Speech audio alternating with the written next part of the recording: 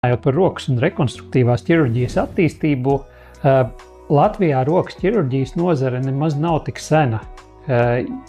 Tikai 1970. gadu beigās parādījās pirmā publikācija par to, ka profesori Roberts Drake un Jānis Kupčs ir veikuši pirmo plaukstas replantāciju.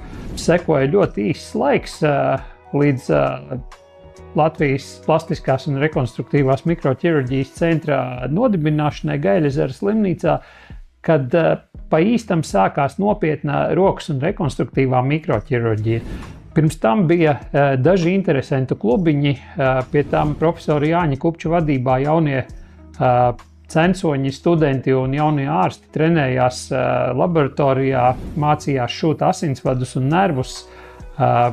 Līdz ar to uz centra atvēršanu jau bija gatavi jaunie kolēģi, kas varēja sākt nodrošināt diennakts dežūras un nodrošināt rokas neatliekamo ķirurģiju un rekonstrukciju.